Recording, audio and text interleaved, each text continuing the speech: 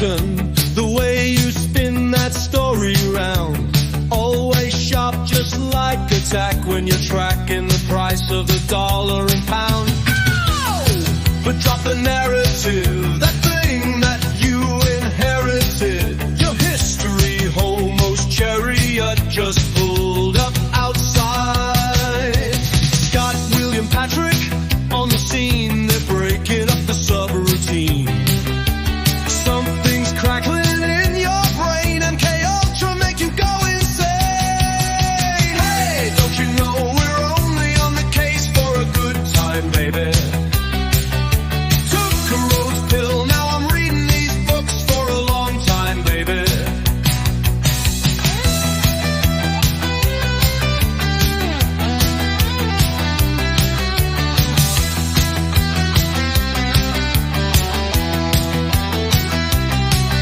Honey pots and psyop traps, you can trust the plan until you snap.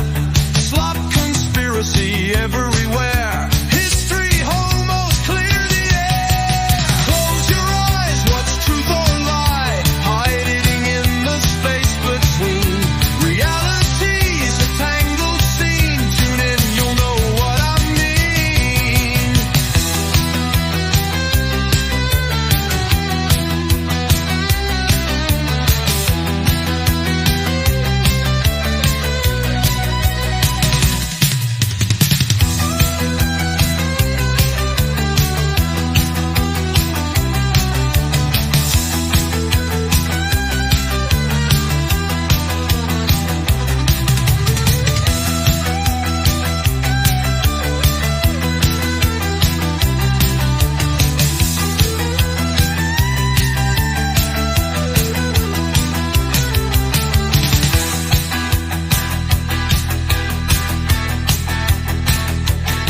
Close your eyes, what's truth or lie? Hiding in the space between realities, a tangled scene. Tune in, you'll know what I mean.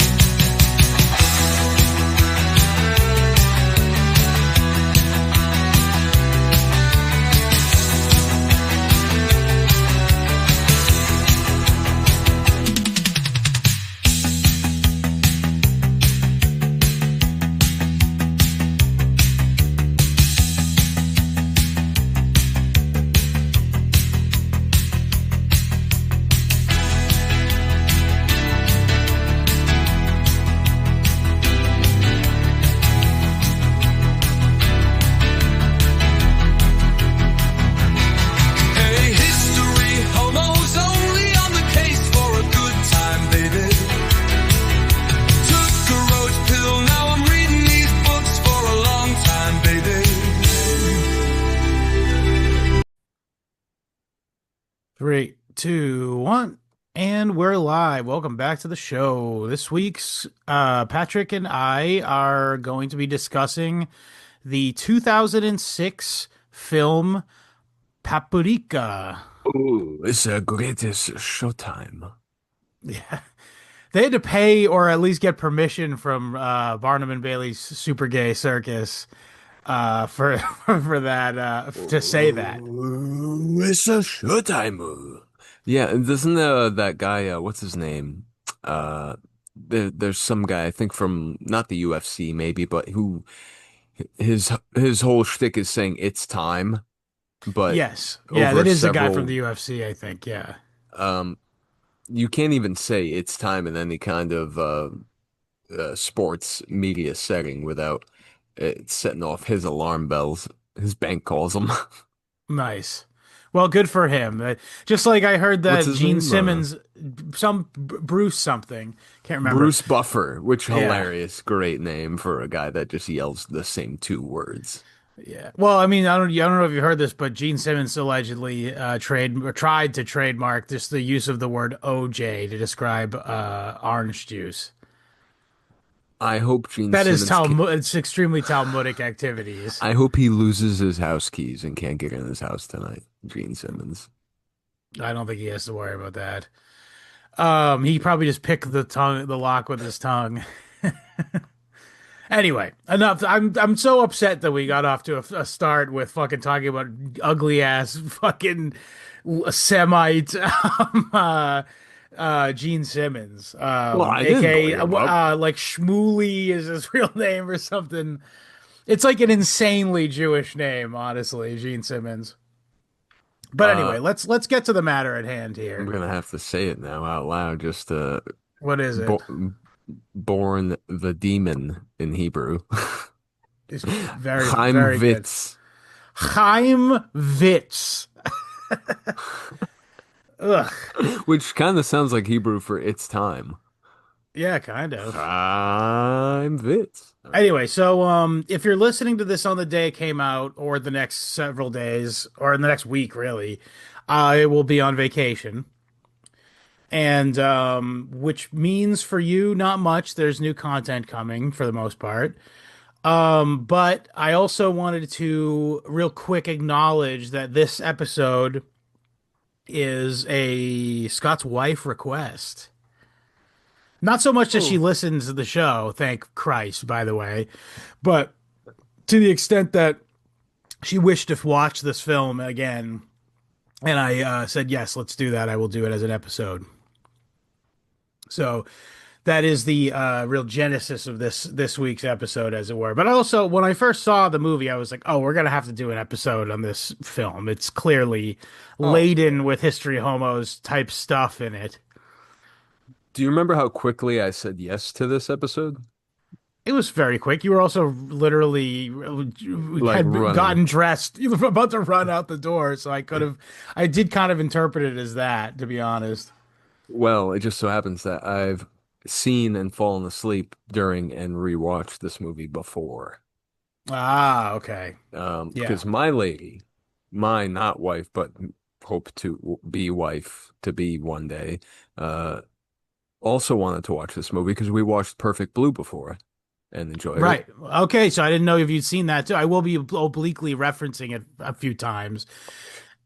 Probably a Uh, more program to kill type movie than this is, but this is still kind of on the nose as well, not for nothing. right. If you could refresh my memory and clue in the audience to Perfect Blues, because it's Satoshi been a Kon is the name of the Satoshi filmmaker. Kon. Yeah. Yeah. Um, The late great Satoshi Kon. May he rest in paradise. Yeah. Mashallah. Uh, the yeah, no, I'd seen this before and was totally just this is a wall of a film to like you're this close to it and you have to like try and make sense of it from an inch away. It's The very repeat viewings helps, I'll oh yeah, say. The first yeah, time but you watch it, still it is like a bit overwhelming. Yeah. hilarious, very funny, very. What amazes me is how little buffer, Bruce buffer, there is between, what starts off as a perfectly, normal film, and then it just gets right into this dream logic and Mm, surrealism, abstract, storytelling and timeline jumping around, and yeah. it's not. I think Satoshi Kon. I Yeah. think I His heard You can call him. him Khan because that's his family name. Actually, they would Okay. call him Khan Satoshi in Japan. Kansatoshi-san or whatever. He said himself he wanted to make something that was I don't know. He didn't use the term oblique, but like something that was not easily graspable. Hmm Which well done. He did it, but it's still a marvel. It's a Yeah. real Well, I mean, feat. just visually speaking, naturally, it is like insanely Yeah, rich, crazy. is the word probably I would use. But yeah. So let's figure out how to approach this topic because I should give a plot outline and then we can sort of delve into like the implications of what each little facet of it sort of indicates. Um yeah, so the film is follows I would you say it follows Paprika actually? I mean it's kind It's tough to of, tell yeah. where it begins and ends. Who's It's in the Who near is the future, we'll say story? that. And it Yeah. concerns like the activities of like a sort of CIA cutout, sort of coded mental health institute in Japan. Actually, it doesn't really actually explicitly say it's Japan, interestingly, but it is. And also, by the way, I do want to say that there's a bit of sort of cultural critique of cultural imperialism upon the Japanese. So it is sort of important to the theming of the film that it is in Japan. But yeah, so it takes place in the near future. However, it's interestingly because it was in the near future and it was made in 2006. It doesn't. It has a sort of like neuromancer cyberpunk quality where it's got like this anachronistic futurism, Yes. Yeah. where like the computers they all sort of seem like like mid 2000s or late 2000s laptops and stuff like that, Mm. and yet also there's sort of fantastical science fiction technology on display as well, in the form of something called the DC Mini. The DC Mini, which also being a sort of, to me, I took this, maybe you think this is a bridge too far, but Who, me? Never. I thought it was like a sort of pun to be like, oh, they're making via people's dreams, they're influencing people's brains with DC, like Washington DC. Like Oh. Ooga. Uh, maybe it's a little far, but it's in I watched the Japanese audio as well as the dubbed ACDC. version, and they call it DC Mini, like in Japanese. Like so they wanted the DC to be Hmm. audible in both Yeah. languages. And, whether or not people in Japan shorthandedly refer to, Nah, I the mean, cat. I I doubt don't it. know. I I mean, doubt it. there's also like a lot of like esoteric stuff in this that weren't necessarily maybe aimed at the average movie going audience per se. It's How, got a little schizo catnip in it, is all I'm saying. for certain, how likely is it that they're referring to direct current, as opposed to alternating current, Well, I think it's supposed to be dream current, something. Yeah, dream dream creative. catching, Yeah, yeah, yeah. dream cream, dream At any rate, but they've cowabunga. developed a new radical form of therapy with which people are helped through their dreams by this machine that can sort of electronically interpret the signals that are going, like the electronic signals that are going through your brain, because as you know, based off of our recent radio research, by the way, information is continue it can be contained within electrical waves as well, and so this film supposes that's a harnessable resource, and that can be used to put through a computer graphic generating processor and create visual editable dream capturing and interaction as well. Um, the technology is invented by this extremely fat guy named Tokita. And one of his close colleague on the team is a female doctor named Atsuko Chiba, and she also has a split personality. And she has another or split, if you like, she suffers from DID, if you like. I don't. um and she the other version of herself is a character, person named Paprika, who is a dream detective who sort of helps people with their problems in a not dissimilar way to like Amelie.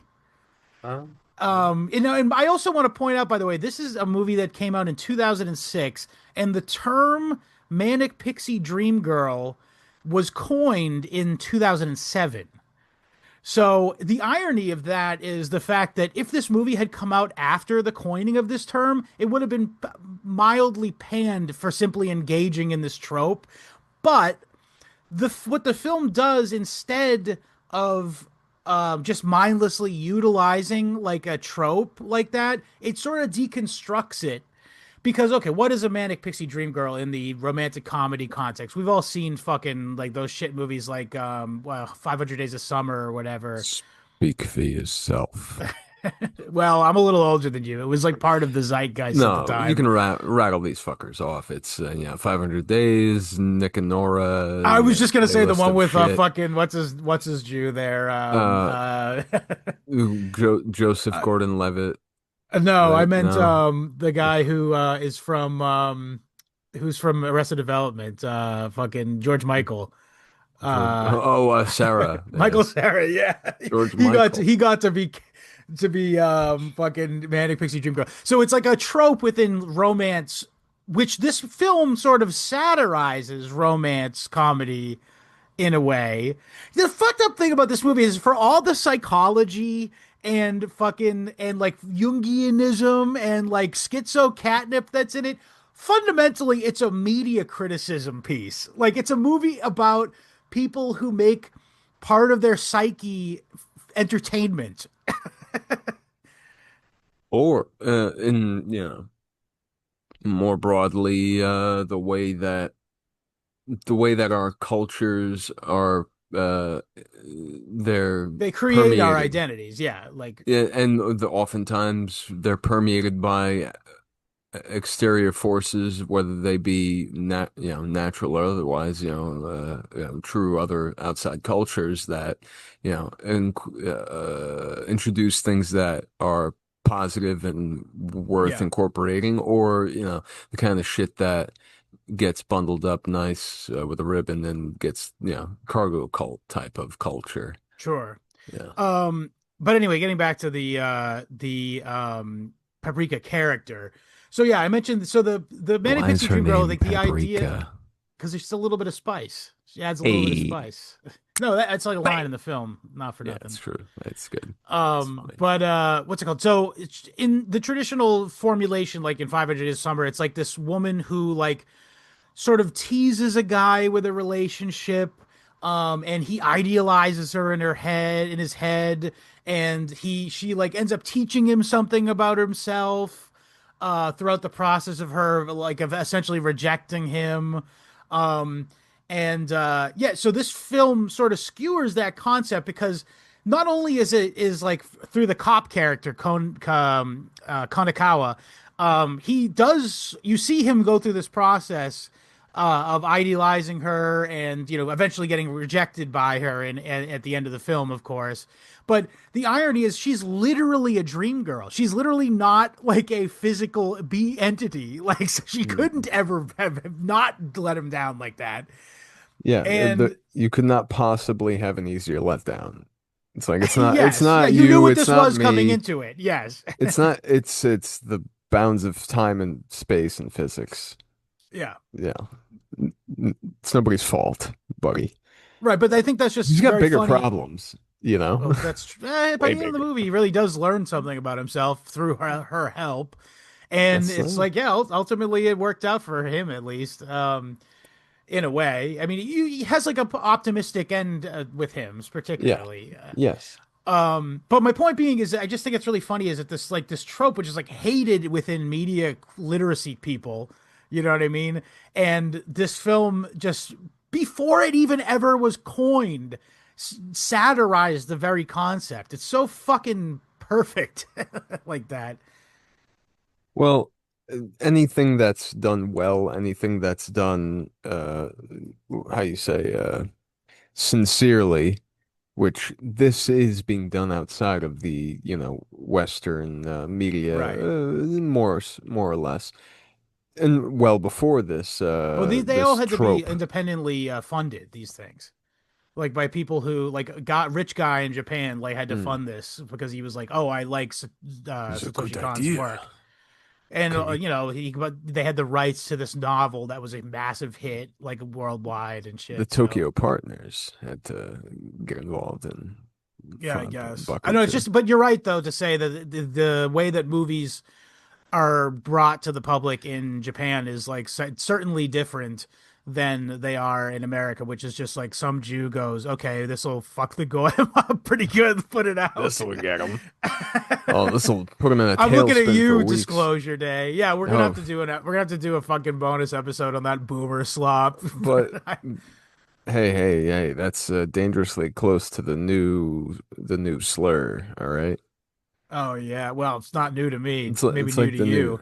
you. Um, uh, yeah, no, the slop. It's really. This is what makes me feel and this movie came out what 2008 was it? Six. 2006? 2006. Uh this feels, like a world this felt like it came out 30 years ago with how vivacious and creative it is, Yeah, you're kind of And doing the wrong generation though. what do you mean? There was good movies coming out in this time period still, Oh plenty no, it of them. just actually I'm probably backdating what do you call it, the Poppy Hill that came out in Yeah, that 2000s came out too. around the same time period too. There's plenty of good movies that came Listen, out in this time as period. far Yeah. as I'm aware, the only movie that came out in 2006 was Employee of the Month with Dane Cook. All right, because that's all that got That's happened. Kino, obviously. That's all that came. That's all that was on for whatever reason at 9:30 on FX when I would be able to There you tune in go. when I was a Anyway, though, chap. so Back but to getting back to not the slop, plot, getting to the plot. not So slop plot. Atsuko lives this sort of double life, and she is sort of she's a foil for the really fat creator character Tokita, and he is sort of just shown as like the ultimate id. You know what I mean? He's constantly shoveling food in his mouth. They're always saying like how he's always open to something that new and exciting, and he'll do things that he wants to do and put off things that he doesn't want to do, even though if they're very important. For instance, the plot is set in motion because he doesn't set the protocols on this DC Mini, that so it can't be accessed from other whatevers. You know what I mean? And because he was so id like, Mm. he ended up causing the entire chain of events to unfold. Now, on contrast with that, Atsuko Chiba, the alternate ego of Paprika, the manic pixie dream girl, free loving, never committing, always flirting. She is a austere, reserved person who is always delaying gratification, always cares about like that kind of stuff. So she to me is like very much, especially in contrast with Tokita, like they're very much fulfilling the archetype of like id and superego kind of thing, which leads Mm. me to a broader, and by the way, spoilers for this fucking movie. It should go without being said. Although I don't know that me telling you any one event that takes place will actually ruin the experience for you, because it's a fucking It's a kaleidoscope in sight to general. behold. Yeah, Yeah. But my point truly. is by the end of the film, the first and second and third times I watched it, I was left with an inescapable feeling that what if this whole movie is sort of a psychodrama that's playing out in the mind of one person, and there's a reconciliation at the end of the film by the id and the superego, recausing harmony at the end of the film. That's possibly an interpretation of it. Yes. I don't know that Some anyone else has this take. We should Google this, because I did the not look up what anyone else had to say about this movie, by the way, as I always do. You're not getting warmed over fucking takes on this yeah. show. This was something that I rewatched it trying to pluck out that very same ulterior structure. The Yeah. fact that this all is something that's supposed to be teaching someone else a lesson, or supposed to be playing out as you know, Yeah. in I don't want to someone touch too much else's. on Perfect Blue, but like that's a film that is like subject to like a lot of hot debate over like the reality of which is the way that it is, man. We'll do an episode on that later, because I think that's a very perfectly programmed to kill themed film. But I wanted to talk about this one first. And to me, I don't know that there is a big overarching like, iceberg theory on this movie to my knowledge, but That was my thought, is like the whole thing is actually inside the brain of one person, and these are personifications of different aspects of each people's of one person's psyche kind of thing. Sure. The room is there for that to be a Yeah. the possibility. I keep getting hung up on whose it might be and if it's even, Well, supposed to I be would, I anybody. in my theory, it would be someone you don't see on camera. Exactly. Yeah. Which would be some kind of, what is uh, what is the possible amalgamation of all Yeah. these Or some sort characters of and their platonic motives and ideal of Japanese salary man or something, like I wonder if Khan has kind of spells it out in maybe another movie, like who this movie might be trying to speak to. I don't know. maybe, I I don't don't know. know. That might be an interesting way to play with your own filmography or like Another thing I was thinking was so a lot of people sort of describe Paprika as, like I said, like an alternate ego or alter ego, or like a an maybe a DID sort of character within a shattered mind. Maybe that's an interpretation.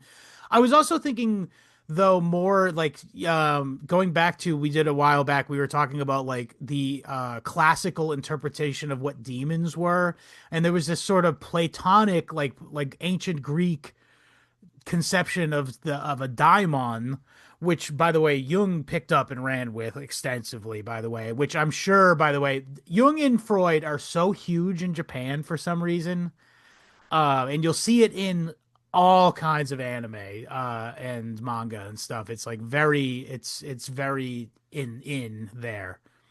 is psychotherapy, No, especially. weirdly, I Yeah, I don't think so. I think didn't it's just think like they so. like to read the book. They think that it's neat. You know what I mean? Sort of like the same way they think like a Western esotericism is neat without necessarily engaging in it themselves. Do they think Huckleberry Finn and like Aeon by Carl Jung are like the same thing? Do Maybe. they I do don't they know. think? D- I will say this: there's a certainly a flattening in my mind when I think of Japanese media. I kind of think of it all as sort of the same thing, don't you? Touche. Yes, you know that's fucking true, because everyone, Damn you you. say Japanese media, you something pops in your head, an image pops in your head, and you think of it as sort of all encompassing, does it Yeah, and not? you know what Yeah. it is? The images, it's probably of like Korean people too. That's the worst part. Yeah. To me, it was like possibly like a cat girl. Like that's probably the image I would pop into my head first. Oh whoa. Yeah, the one of that, whatever they say. I don't know. Oh Um, whoa. but anyway, my point being is that, so she is sort of like a daimon because she sort of definitely has her own um goals, her own Essence. essence, and also she does lead Atsuko to things and does like sort of like guide her on her path, which is the Like a exact role fairy. that a daimon would have um in the mind of an early Greek person. I mean, we talked Yeah. about shit, I don't remember what the name of the actual myth is, but it's like this sucks because it would be very fucking big dick, intellectual big dick to just drop this name. No, no, But regardless, in Plato's what do you call it? His work, what describes the a Timaeus or some shit? yes, it is. Is it Timaeus? Hey, look Yes, at I the think it big is dick on Timaeus. Brett. Yeah. But yeah, so basically he does this whole thing where he's like, every person has a daimon, and it's like it sort of indicates what kind of life you're going to have. And if you get off the path, it will guide you back on that path, kind of thing. And I think Paprika fits that neatly, Hmm. particularly as it relates to the course of the story. Um, Yes. Yes, and certainly. I was taking a Because sip of water. she Sorry. no no hey you can bring a podcaster to water, but you can't make him drink. Yeah, he Uh has to. He just he, has to. he just by bare necessity.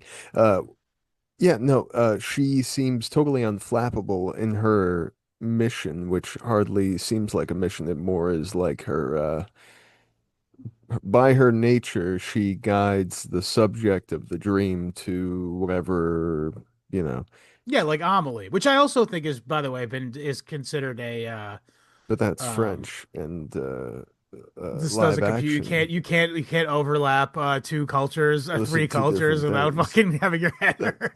that's apples and pine. That's apples and crocodiles. And All right. Masube. I have not seen Amelie. I saw No? like Okay. 10, 15 minutes of the beginning 20 million years ago. Yeah. I mean, yeah, I was a film fag all the way back to being like 13 years old, so I was a film fag in the and sense that that was 23 years ago. I was a film fag in the sense that I would be like, guys, let's watch Eraserhead, and I would just like m mock it through the whole thing, saying, look at this shit. Are you kidding me? What's going on here? This guy's head needs to get that Well, to fixed, bring you okay, know. oh yeah, let's get more. I have some more like plot points that'll be make that comment more relevant in the future. Nope, Okay, so the I was just gonna if you say though, can. so the so the main conflict is that the DC Mini has been stolen, or copies of the DC Mini, not all the DC Minis, because Paprika actually has one of them. That's the thing that's unspoken really throughout the plot of it. And there's three been stolen, and they're all sort of accounted for by the end, by the way. But because Tokita, who has no impulse control, like Raven from Snow Crash, he uh just leaves it unsecured, and like what people are now assuming is a terrorist is has control of it. And Terrorismo. this sort of becomes relevant when they're answering to like the chairman, and he's going, we should shut this program down. We need to get rid of the, you can't be messing with people's brains. Um, well, we'll get to I that at the end. second the chairman in this motion. Yeah, well, that's Yeah, right. Yeah, look, you can't unbuild the DC minis. I well, it's not understand, even but that. It's like the plot like ends up being whatever, you know what I it's mean? not, You know what ends well, up it's, happening with that, don't yeah, you? yeah, yeah, well, Um, but anyway, moment to moment. but to make things matters worse, Shima, who's like the older, sort of venerable little tiny old man character, which is also an anime trope. Hilarious. He suddenly is struck by like a moment of like goes into frenzy, starts saying all kinds of nonsense shit, and jumps out the window. And it's revealed that he's sucked into because of the terrorists, supposed terrorists having the DC Mini.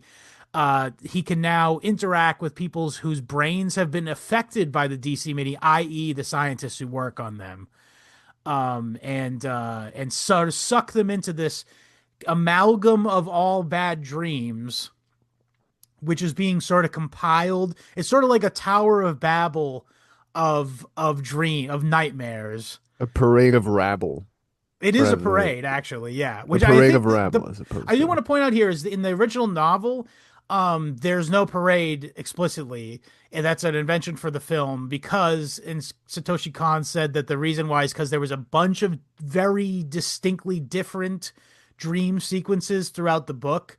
hmm, Um, and he knew that there was definitely not enough time to do all that, especially in budget, because this is like this they tried to make this movie come in budget. Um, and the method here is fantastic. I love what they did here. Yeah, so Uh, what he did was create a very strong visual metaphor that would sort of carry the film, and it finds its way in this sort of cacophonous, again, Tower of Babel-esque nightmare parade, which comes to, by the end of the film, embody every negative stereotype about Japan, all of sort of Japan's social downfalls. And I can list them now if you want, or we could do it near the end. But for instance, one of them was he shows like a line of salarymen jumping all to their own suicides. Um, there's first of all the main like image you keep seeing is like a Tory gate, like which Torii Gate, which is a gate that you walk through at a Japanese temple to get from the profane world, which is the world we inhabit, Hmm. to the holy world. And this is standing alongside, almost slightly shorter than the Statue of Liberty, and a bunch of like cartoon mascots and the Virgin Mary and all kinds of different, specifically, this is an interesting thing, visions, images of the Buddha, but every single different image of the Buddha. Not so much to throw shit on the Buddha, but it's the idea that like by having all this multicultural vision of it, it shatters the unique Japanese conception of Buddhism that is innate to Japanese spiritual life. Like the way that Japanese people are Buddhist is inseparable from the practices of Shinto religion. That it's such an amalgamized thing that it putting in like an Indian Buddha is like it shatters the consensus. You know what I'm saying? Right. Yes. I maybe I'm getting a little bit too fine point on it here with this exact comment, but my point is No, that I don't the think main so. visual imagery you're left with is multiculturalism and capitalism essentially run amok. It's like this idea that there's no difference between sacred and profane. Hmm. Um, there's and further, maybe not completely dominated. The screen isn't completely dominated by the Statue of Liberty, but it's like right there alongside the Torii Gates, which is like something that is central to Japanese spirituality. So, and also the visual metaphor of it being a parade that just marches forever on forward. That is a striking visual metaphor for like this unstoppable treadmill of progress that specifically in this time period, 2006, they're kind of on the upswing a little bit, but you got to understand the 90s was a fucking black hole for the Japanese after the 60s, 70s, 80s. It was absolutely they from the 70s and 80s they call it the Japanese economic miracle, and it was so influential that it made fucking William Gibson think that Japan was going to be running the world. I know. What a blue pilled pussy, right? But my point being is that was what they sort of shared in that sort of image of themselves. They had this almost sort of Nietzschean, like we've taken up the race or taken up the sort of what's the word impetus Mantle. that the Uh, Western world has grasped. They're riding the tiger now, and we're unstoppable. Wham comes the 90s, and this was massively what's it called like demotivating for the entire country, and to this day it's like they're kind of fucking down in the dumps. and compensating for it and Yeah. suffering for that overcompensation. Yeah, Uh, they've got their fucking fill of multiculturalism now, just via Western tourists being able to come over at higher rates because of the currency differential. oh, Like dude, just simply dealing with tourists made them go, "We need to end all immigration." Like, I just today I saw a posting on Instagram for a home, whatever you want to call it, in Japan for 13,000 USD. yeah, I'm Now, very aware of these. They require yeah, a right. lot of work. Very tempting and also very misleading in its Yeah, they're like houses from low the price point. 1800s that are just like in very shit slipshod condition. Yeah. Yeah, absolutely. That's not even accounting for the amount of effort it takes to become uh I do believe you have to be a citizen in Japan to own property, so There you go. Yeah, what do that's a whole what do you fucking yeah. you That's a better whole the learn whole you thing. better I learn did see the a Pledge of YouTuber Allegiance a few years ago, maybe five allegiance. 6 years ago. I saw a YouTuber who was like a big buff blonde like I want to say Scandinavian guy, and he was like a Sick. carpenter, and he was like, I'm gonna do this thing that everyone sort of jokingly says they're gonna do. I'm gonna go to Japan, and I have the fucking know how to like physically fix up this place, and it still The took buck him like teeth. 6 years like of YouTubing, making money on YouTube too the whole time. Like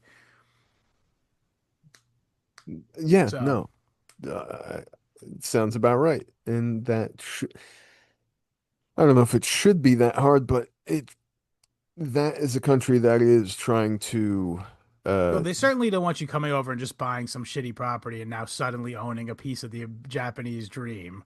no, absolutely Maybe you not. can come over on a work visa or What do you think something, you but are, Genghis Khan? yeah, What do no, you they think you don't are? like that. No, no, no. Anyway, so let's get back to the plot though. So one of the people that Paprika in her nighttime dalliances is aiding is this cop named Captain Kanakawa, and he is suffering from, I guess they didn't really explain it, but he's got like some sort of mental anxiety. Oh yeah, at one point in the movie he has an anxiety attack. So yeah, I'm guessing Mm. that must be it.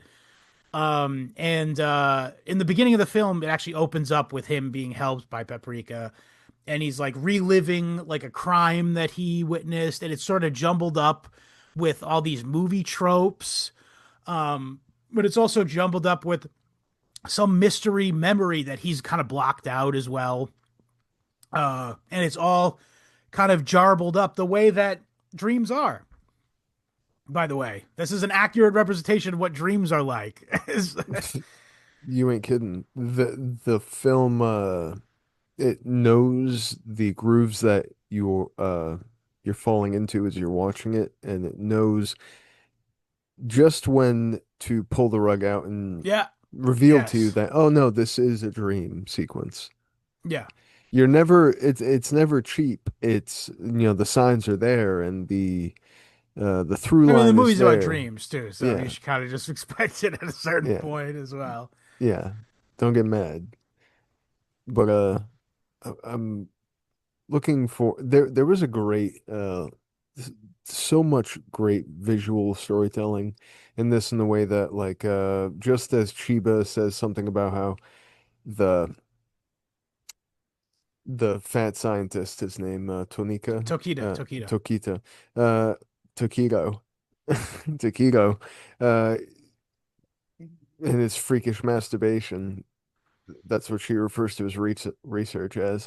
Well, um but also note that in that very shot, there was a fan blowing a box of tissues right next to his computer. Perfect. Yeah. Yeah. And also earlier she mentions he's just a kid, essentially. And at that moment he removes his lab coat and he's wearing like a cartoon Disney adult character. t-shirt. Yeah. Yeah, right. And that this is the perfect just crossfade into the next scene uh Right. Well, because of it that gave her the idea of character. going to that place because But that's a Himuro. dream. Was it? I Because mean, see, the is it? problem is like this is the thing we didn't really say so much is that now that these things have been set in motion, the it has like this sort of snowballing effect like on reality, like Mm, the dream world and the real world are sort of merging. And it starts out with just people who have been affected by the machine already, but then it spills over into all more other people. And at a certain point, it's like literally like the streets are just filled with dream stuff, you know? yeah. Or, maybe it isn't. I don't know. That's the thing. It's made in this very sort of vague um sort of imprecise way that makes you feel like a dream. And ergo it fucking it you doubt you're doubting every moment that happens essentially. Yes. Yes. Which Like for instance, when they go to they speculate that they're looking into the dream of Professor Shima. And they see that by the way, the way they get her out is get him out is they send Paprika in to get him and make him horny. And then he wakes up from that essentially. And then but they go back to look at the footage and they see that there's a guy who works in the department who's been absent for the last 3 days, and he's in there in the dream. So like, oh, we have to go investigate his apartment. And again, this is also like such a, I mean, it is a movie, but it also has such movie logic too. Because That's the other thing I want to talk about. So I mentioned before in the Kanakawa dream sequences, everything is sort of movie tropes that he keeps living through or whatever. And there's clearly a thing he's got a complex about movies. And I'll just spell it out for now because it's, again, spoilers. And I'm just going to say this. If you were listening to this, you should have already watched the movie. It's free online. There's like 6 uploads of it online for free. Just watch it. It's like Akira at this point. Like it's one of those movies where you just can see it at any moment and you don't have to worry about it. But so by the end of the film, we realize that what his mental block is that's causing his anxiety is he feels guilty about having, in his opinion, abandoned his best friend from high school, who he aspired to be a filmmaker together with. And they made most of a short film together, but never finished it. And then his friend died of an illness. And for that And reason, he that sort of friend blames himself was was Steven Akira Spielberg. Kurosawa. Yeah, was Albert Einstein. Was Um, Adolf Hitler. what's it called? Yes, the friend dies, and it is a But by the end of the film, Paprika unresolved. helps him realize. Actually, not even Paprika. He actually learns on his own what he learned from Paprika and applied himself. Actually, Mm. helped him realize that, oh, my friend definitely wouldn't fucking ever feel angry at me knowing what I've done with my life. In fact, he has sort of apparitionist vision of his friend saying, you literally just lived out the movie that we made together and being a cop. Like you're way cooler than us making movies, you know? Like you just saved the fucking city essentially from a dream menace or whatever, and also you overcame your own personal demons in the same process. So like yeah, and finally he forgives himself and then he allows himself to enjoy movies again. Nice. Yeah, I Very love that good. ending. Honestly, his character has such a satisfying arc. Yes, They could yes. have made him like a moody incel like at the end too, and you know, but it's just got a nice upbeat sort of love it. um but my point being, the reason why I brought all this up about movies is, I don't know if you've ever heard this before, but David Lynch has often sort of compared dreams to movies. And I think that this is a really apt Yes. comparison. I don't think I'm exactly unique in making this take, but to me, like a movie itself in some way just is a dream. Like somebody had to come up with an idea and work and get a bunch of people all together to do very technical different jobs that all have like a lot of moving parts to them, and you gotta feed them, you gotta fucking make sure the power's paid, you gotta have locations. It's a nightmare to make movies. It's why I left the industry. I hated it. As soon as I tried it, I said I hate this when I did it on like a real scale. Now the beauty of that is at the end product, mainly through the process of editing, by the way. Editing is the real magic and dream-like quality of filmmaking. I just, as a fucking spoiler. But through that entire process, what you come out with is a story that has a beginning, middle, and end, and it's experienced in a form that is very similar to having a dream.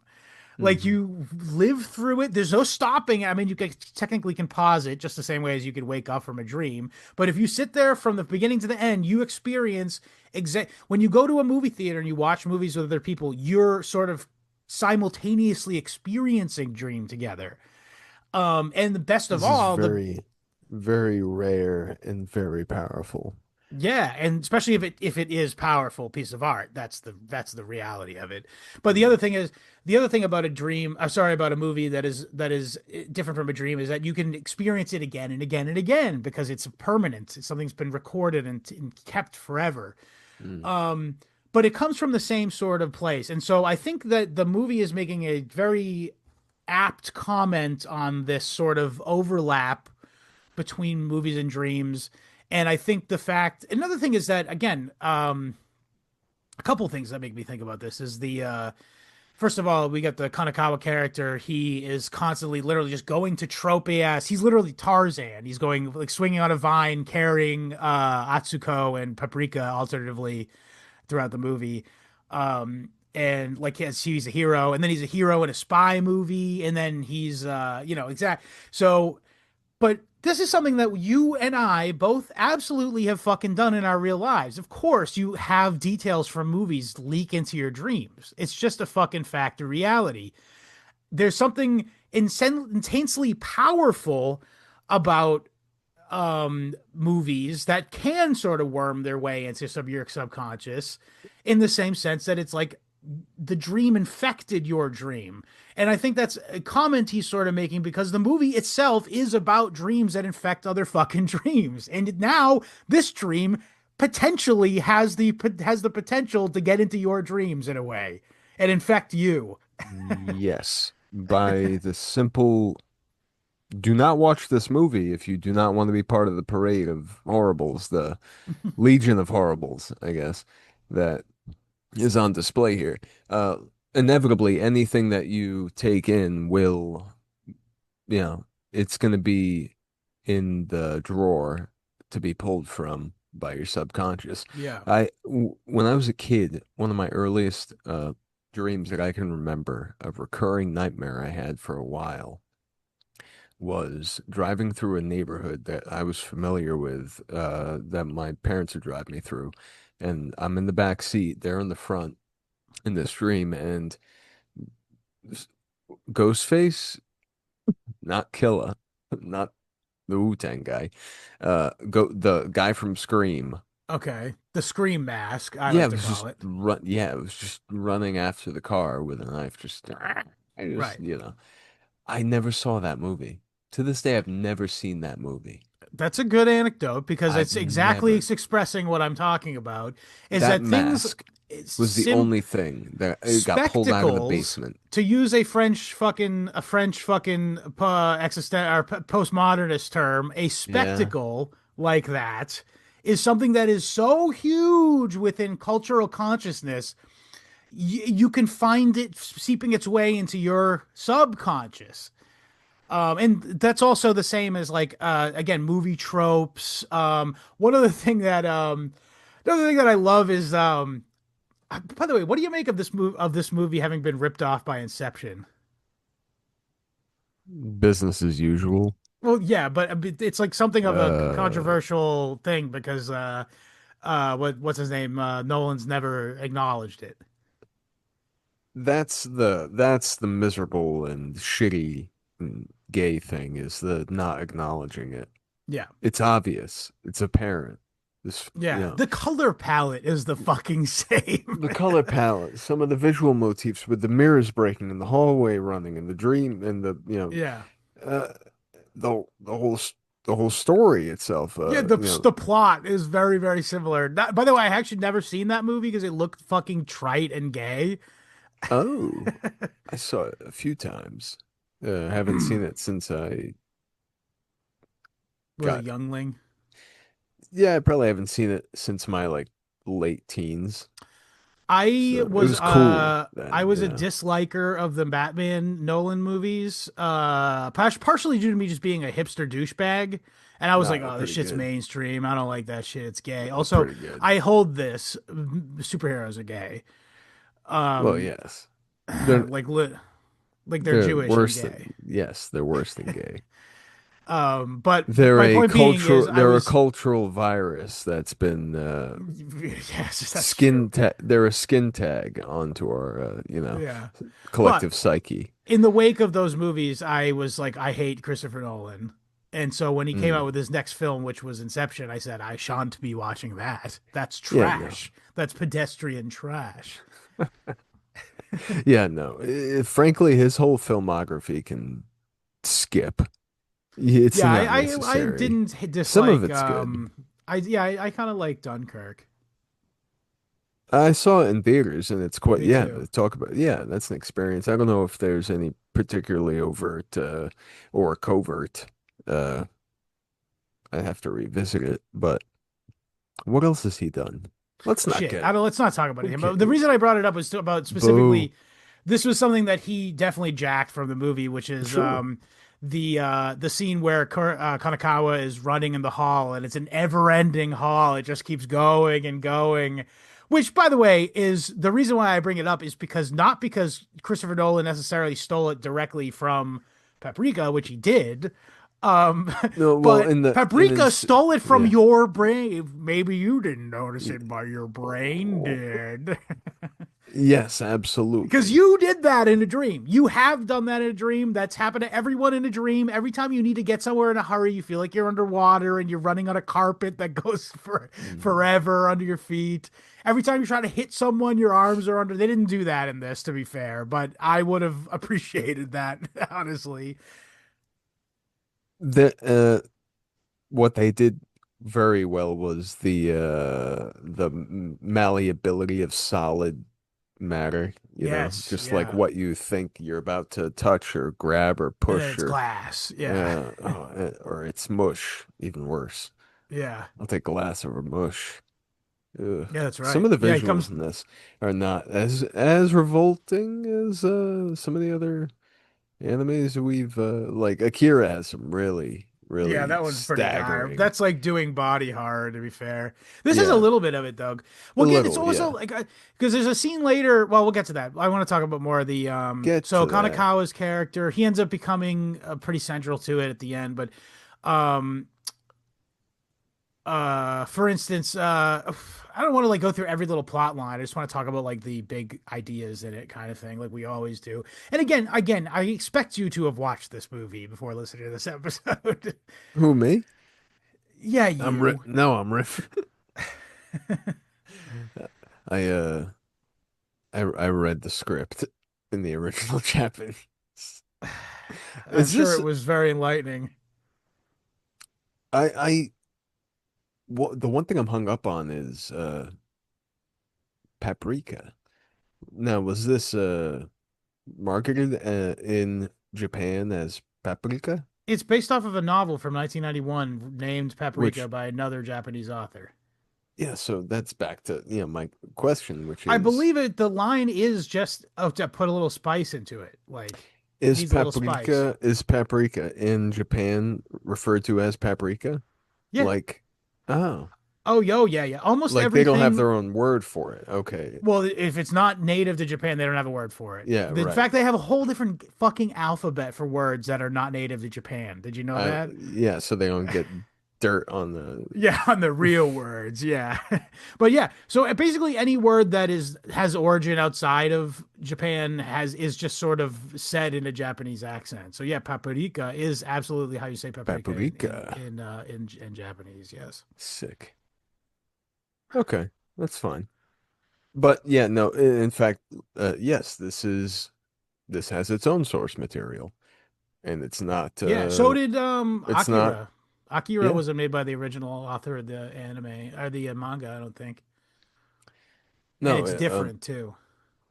and I mean, it's fantastic what they've done here because this is the kind of I wish I'd had the time and foresight to read, the book. That'd been Oh sick. no, no. In No, fact, not I don't good. think it would benefit us because I think Satoshi Kon did his own thing. But I'll say this is that I know that the book author approved of what he did because he voices one of those bartenders in the movie.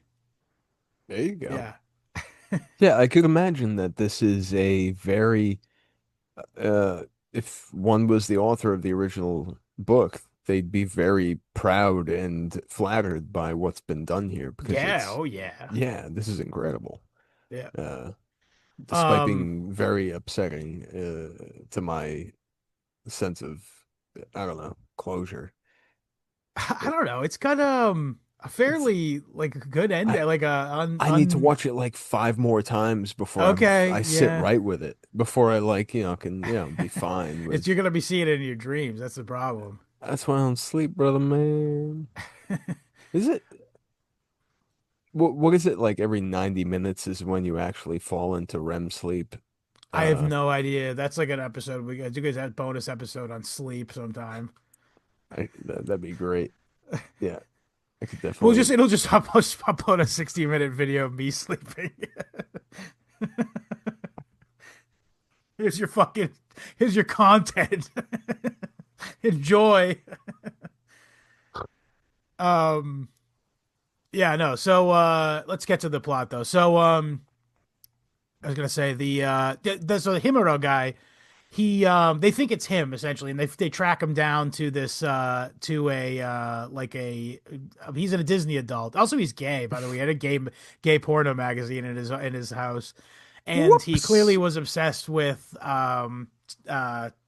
Takeda because he had like photos of them together, and he had like ripped his face off of the photo and like put it on like a big robot and stuff, which again also, by the way, made its way into Takeda's dream later. Based con knowing what true destabilized yeah adulthood looks like, you know, Yeah. just Yeah, well, I mean, have you ever heard of Just a big horny pork. have you heard of Hikikomori's? Hikikomoris. Yes, that sounds familiar, but I feel like I They have like shouldn't a say it. problem with neats there. Oh, that's right. Just the guys that's just they can't get out of bed or like open their eyes or breathe Well, no, they without. just go on the computer all day. Yeah, but that's not even like the lost people, right? That's not even the yeah, that's a whole different. That's got its own word.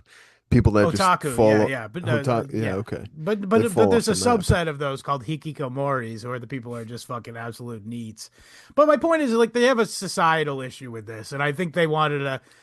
He wanted to depict these people in the way that they deserve to be depicted. This is also a undercurrent of Perfect Blue, by the way, is that Sure. they show those like grody like guys who are obsessed with idols or whatever, and yeah.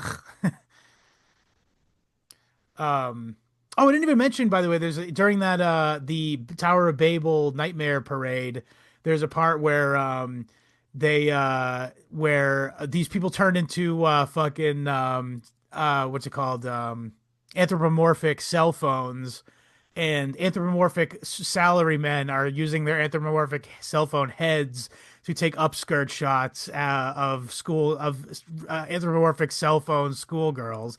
Which I don't know if you know this. This is such a fucking massive problem there. Do you know in Japan they don't have phones that don't go like when you take a photo in Japan, it's automatically always makes the sound, No and you shit. can't turn it off because of that was such a problem with creepy fucking guys in their 40s taking upskirt That's shots on the fucking train. that's crazy. It's insane, And isn't it? but that's such a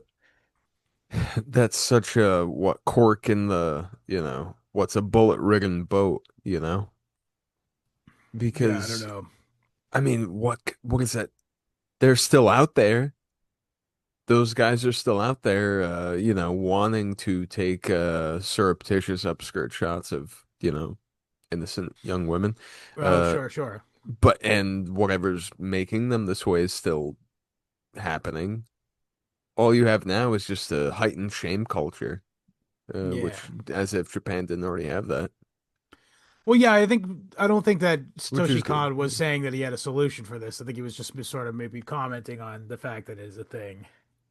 Yeah, I don't think it's no one's And again, obligation he to also have a placed this solution. alongside the salarymen committing suicide. Oh, one Mm. of the other comments that he was making was we got sidetracked on the religious stuff, but this is also religious nature. But he showed a bunch of like toys and like mascots. They all turned into those like golden cat idols, which are originally a religious thing. Like technically, it's an idol that you pray to for fortune or whatever. But he's making a comment on like this idea that the only time anyone's praying is so they could pray for money, kind of Mm. thing.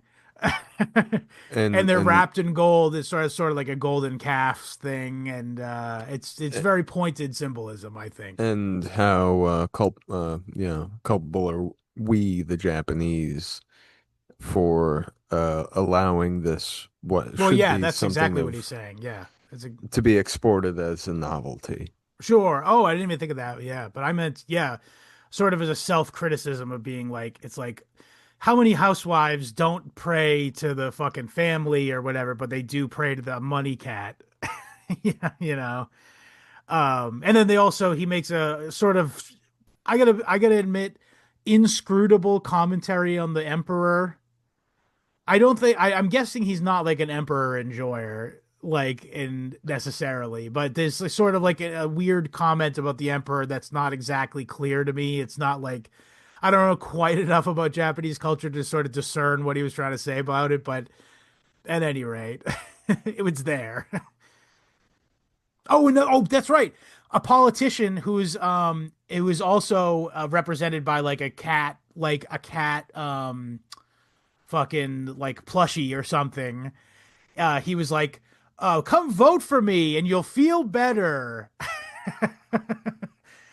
Yes, that's all I wanted to hear. That's all I've been Yeah. wanting to hear Yeah. for But once in anyway, my my point life. is being is like he's doing all these little sort of rapid fire showing that this nightmare thing is like this again in the symbolism is very apt. It's a progress, it's the march of progress itself that has very synonymity with American cultural imperialism. It looms large in the frame, the American stuff that you see in it and It's Western stuff.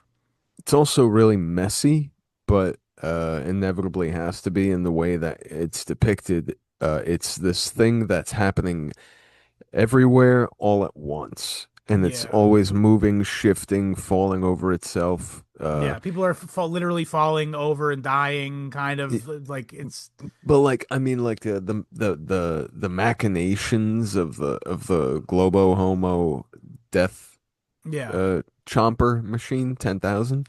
Uh, you know, Mishima called it the green snake that has m- ensnared oh the no, country of Japan, meaning the the dollar. well,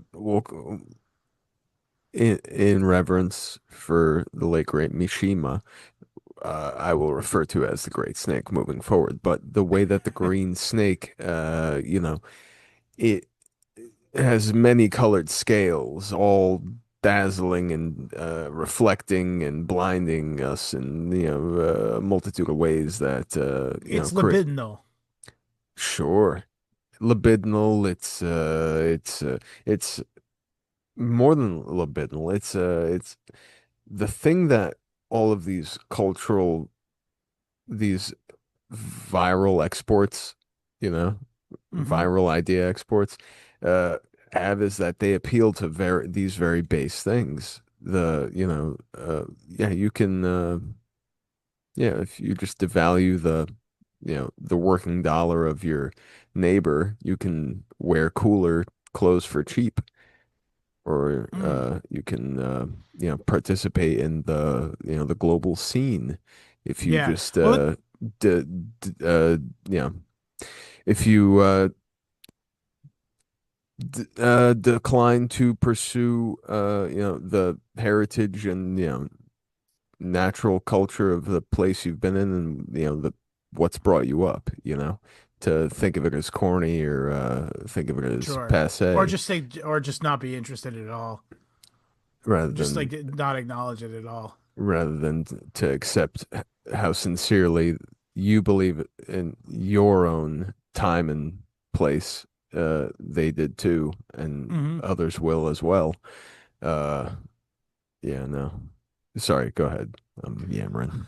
I was just gonna say though is so in the third act basically there's a scene where the fucking chairman, who's by the way revealed basically to be the fucking villain, spoilers, um Who, that he guy? tells him to scrap. Yeah, I know, the guy who's all ominous, literally like fucking looks like Ciel from fucking Neon Genesis Evangelion. Hey, Yeah, also by he the way, looks like speaking of Jeffrey Neon Genesis Lebowski. Evangelion, he does look like the Big Lebowski. Speaking of Neon Genesis Evangelion, this pretty apt comparison to this because like the end result of like this DC mini like overspill problem that's caused by the by what this guy's doing by building this dream cacophony fucking virus bomb. Um it's not dissimilar to the I don't know if you ever watched Evangelion, but the end of it of the series ends where like basically the fucking Illuminati basically destroys 99% of the human race and then the rest of the people all get sucked into a sort of collective consciousness. Literally, it's like a machine that breaks down the barriers between everyone's consciousnesses, and that's how they expect humanity to survive as like a sort of singular unit, like organism, As a essentially. soul soup. Yeah, I mean it's very similar to what No fucking soup for you. Alex Jones said on Joe Rogan about what the elites want to do. For the record, I wonder if someone gave him that and was giggling and being like, "This is what happens at the end of Evangelion." They told me. They told me this alien came down named Evangelion. That's not what happens in the show. They're trying to turn us all into soup. That's like being Soul like smoothies. I love Metroid. I love shooting people when I play Metro. I love I think Metroid is such a cool guy. Oh, Halo is such a cool guy. Kills aliens and doesn't afraid of anything. I've been in communication with Master Chief Halo. He's my contact on the in the deep state. Look that up though. There's a video on YouTube called Alex Jones explains the plot of Neon Genesis Evangelion. I swear I've seen this like Yeah. in passing, and it was total just like just It's flooding very my. similar to what's really going on in that TV show. You should I check gotta that out, check by that. the way. It's very I mean, I don't know that I don't think they're rammed to do an entire TV series a singular episode, and I'm not going to be one of those fucking shows who goes, Come on, okay, we're talking about this episode of this show. come That means on. the listeners have to be with you on the fucking show every week. That sucks. Eh. No, Listen, we're not. We're that's not. lazy fucking podcasting, is what it is. Let's talk about glorious freaking filmmaking instead of uh we'll fight about whether or not we're gonna do the Sopranos entire series We're later. not doing the Sopranos. I love the Sopranos. I talk about the Sopranos literally every week. Woke up this morning, got myself a DC Mini. There you go. You got one on the board. Woke up this um, morning. but anyway, so Never mind, the it's still a chairman, dream. the chairman believes that he needs to protect dreams from humankind's influence, but he wants to do it by. So he wants basically to control the DC Mini and give like everyone the same unilateral dream therapy based off of sort of no, I don't know. They didn't work so explicit to say based off of, but what he was doing to accomplish this is create this fucking dream tower of Babel. So I imagine he was sort of. It's almost like a. Okay, remember like in Freud's book, not his book about like on a psychoanalyst, but his book where he like sort of laid out his philosophy and stuff, where he's talking about because of the unconscious mind, humanity needs to be taught what to think and how to think. And this is all in the fucking Century of Self, by the way. Mm. And we're going to do that by utilizing their own unconscious drives to get them to come to the conclusions that we want. And this was picked up by his nephew, fucking what's his name? Bernie, Uh, what's his name? Eddie Burns, Right, Eddie Bernays, right? Bernays. Yeah. Yeah, Bernays, right. And yeah, of course, that's the origin of advertising. But my point is that Talk about talk about a guy who understood the assignment. You know, who certainly, knew yeah, he knew where his uncle was coming from, yeah. Well, he was like a or student, I think. or maybe he extrapolated a little bit. Yeah, I think Bernays had a more like pointed and like actionable thesis than Freud Oh did. yeah, Freud was kind of just jacking off all the time. He was high on coke, like sort of. smoking cigars. Yeah. Who could blame him? What kind of fag would do that? No, my point is though is it's sort of implied that what the end goal of the chairman is to sort of utilize like the negative almost shock of this dream, this nightmare, and sort of get everyone on the same page by getting everyone to sort of join in this fucking death march forward into cultural stew, essentially. Really is And again, it's like CIA stuff. They're trying to like influence the native populations of all countries around the world, in this case, Japan.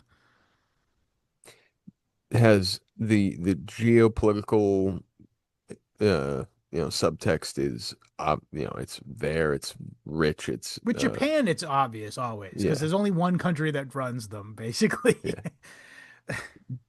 But the greater, thing is the idea of the chairman wanting believing that, and this being a truly, like deeply held, not uh,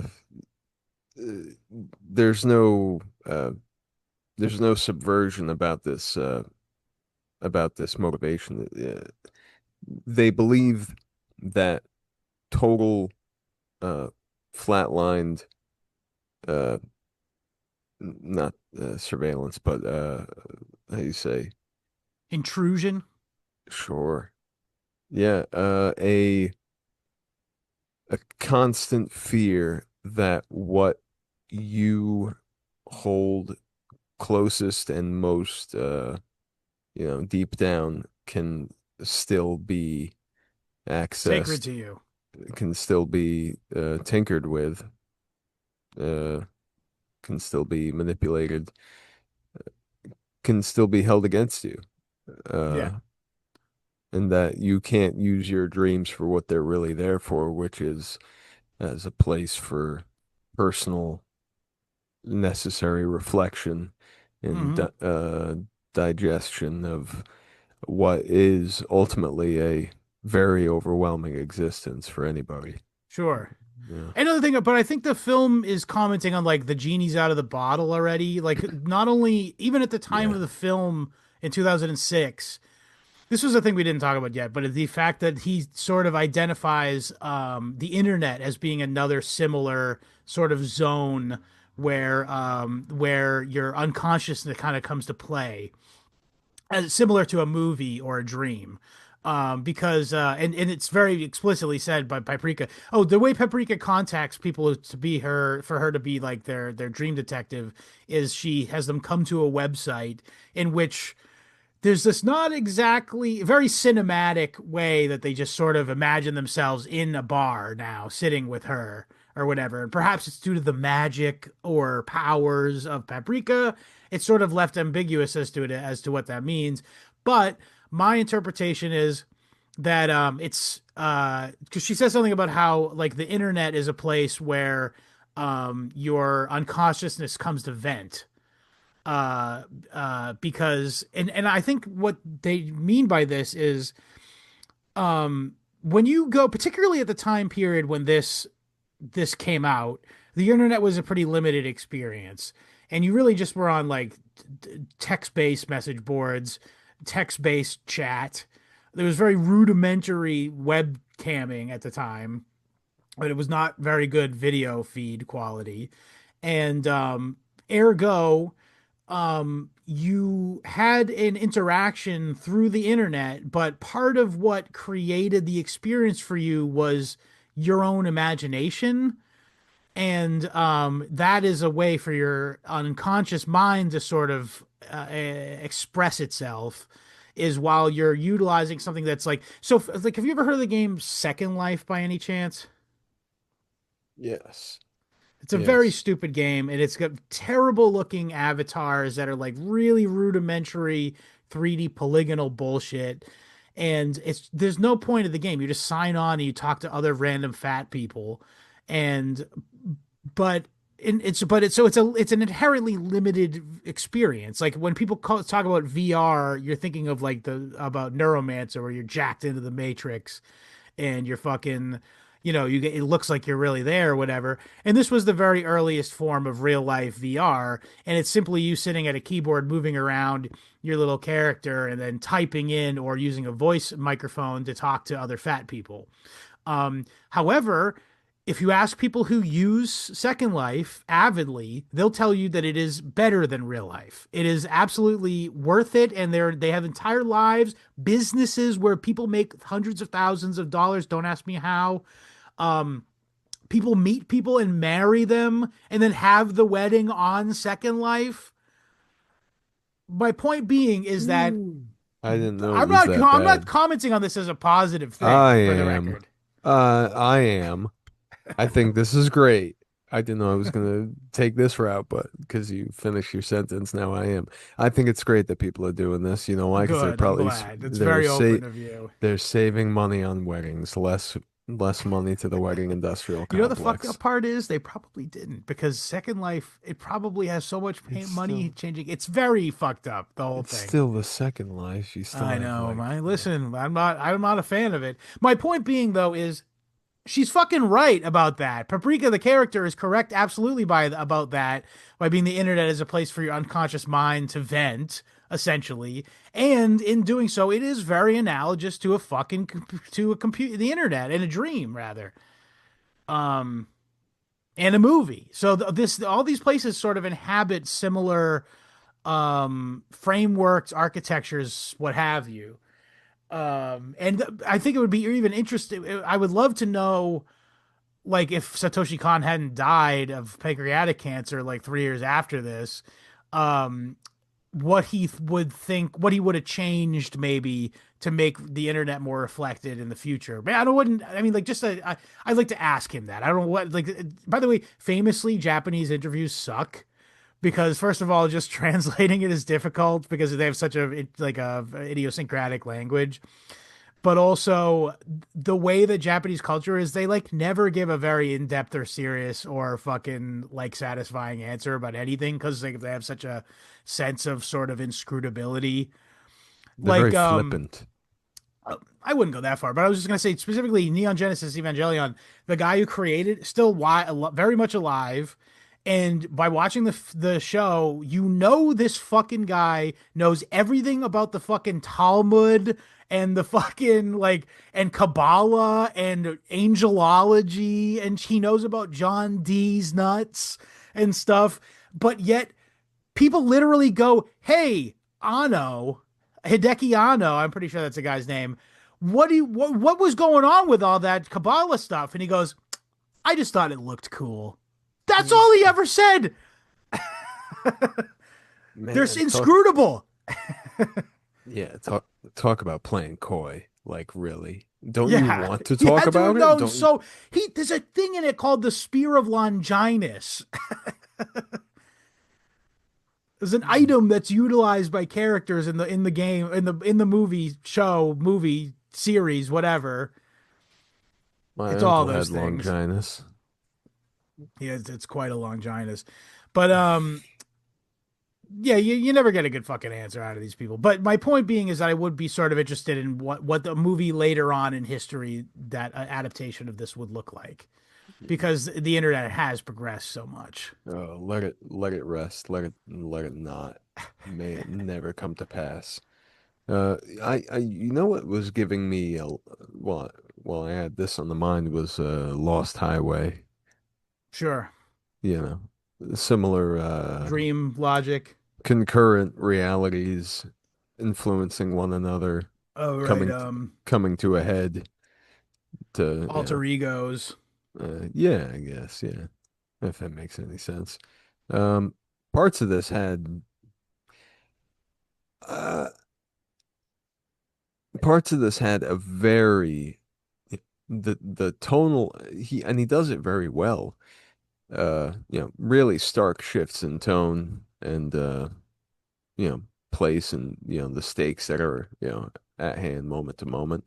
Like I thought the little scientist man was done for. He was fine. It was Right. very Yeah. frightening at the end there. It went from, perfectly serious scene to pretty funny. This guy's just yammering gibberish about, you know, Yeah. who knows what. And then he jumps out a window and his dog is sad, but Yeah. he's fine. Yeah. He ends up being fine. Well, another thing is, I liked how like whenever like Paprika sort of like deploys into a dream, the movie takes this like really tropey almost. It like it Mm, usually yeah. utilizes an anime trope. Like for instance, like that part where she's going in to save Tokita. So Tokita feels bad because what's her name?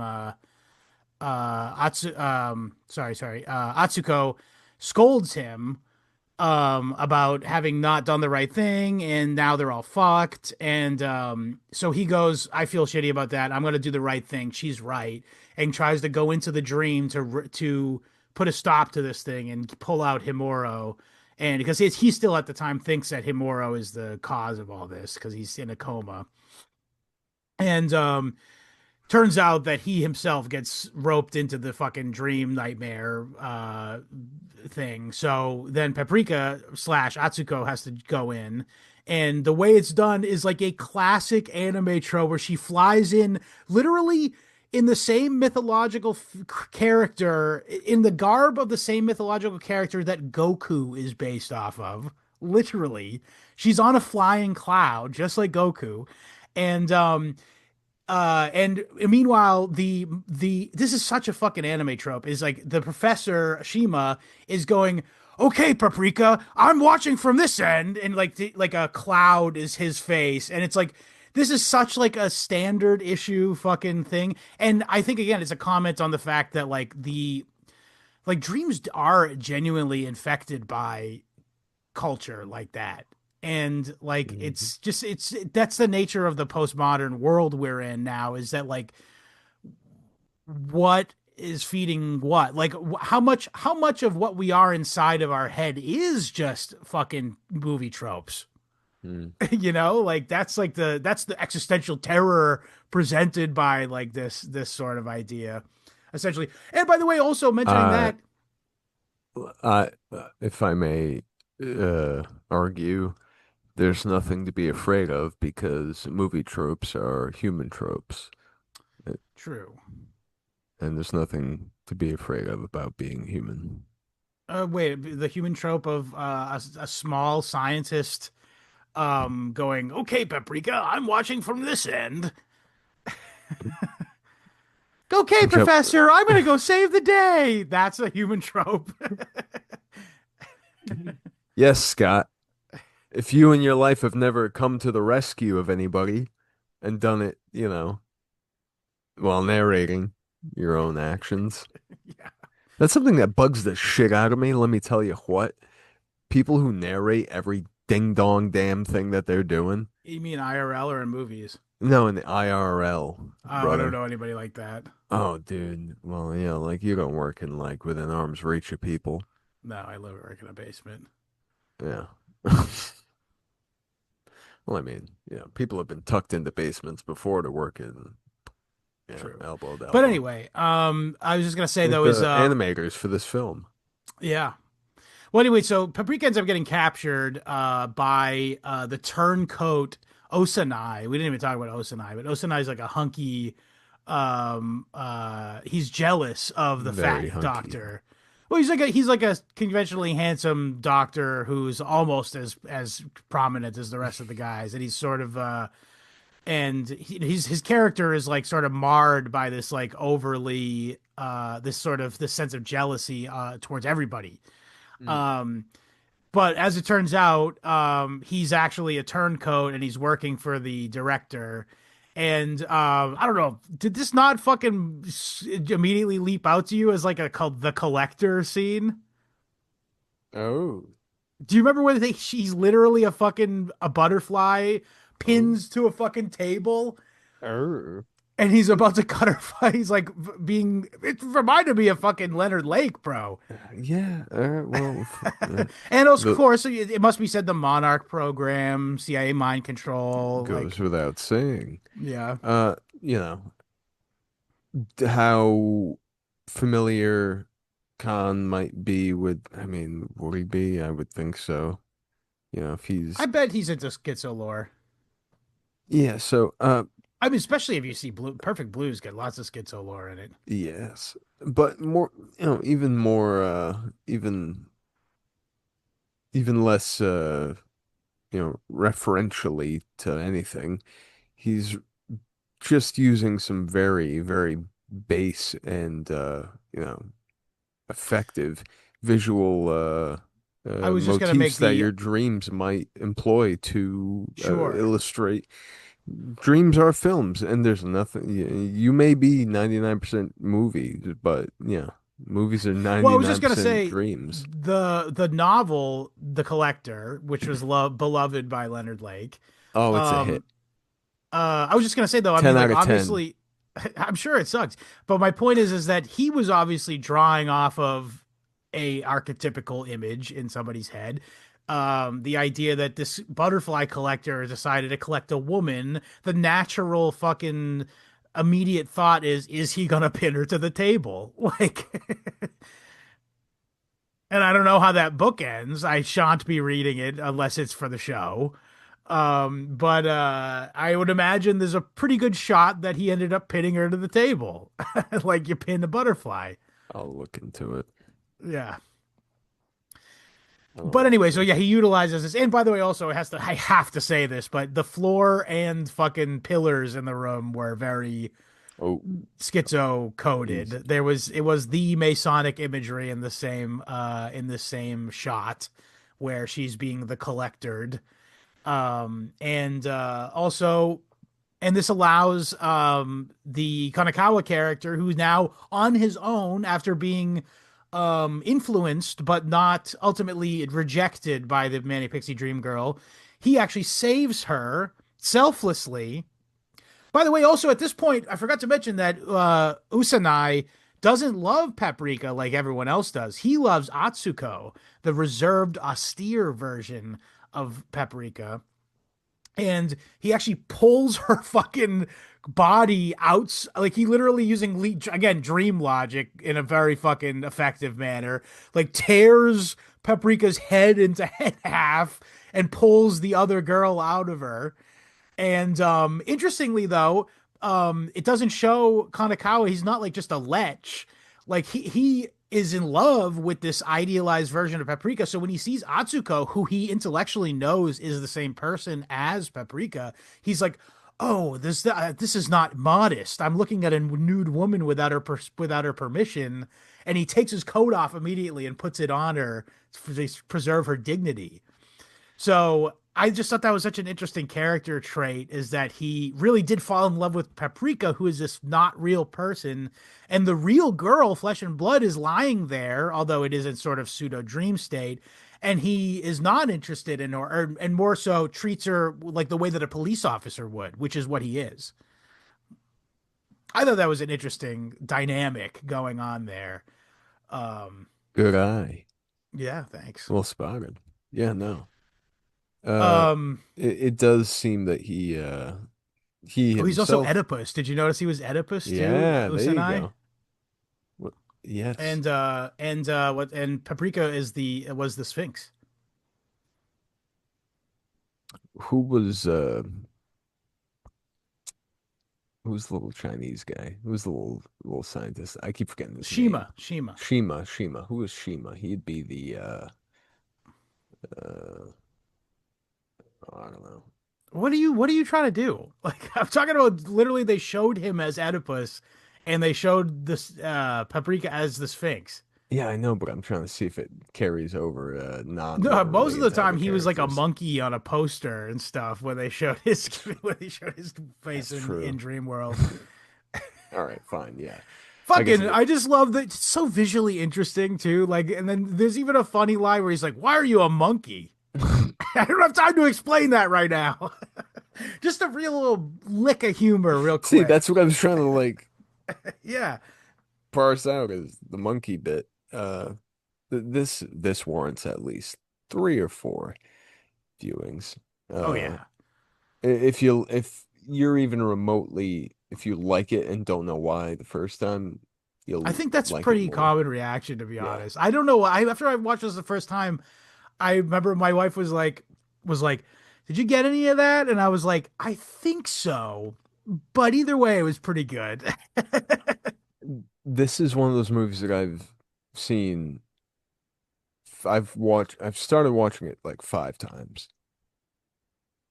Yeah. And yeah, I fell asleep the first time and probably had weird dreams influenced by it. Finished it. I watched it again the other night, fell asleep again, then finished it. So it's this film literally puts me into like some kind of MK Ultra like Delta phase. type of mode. Makes Right. me eepy. But Um, I don't dream like that.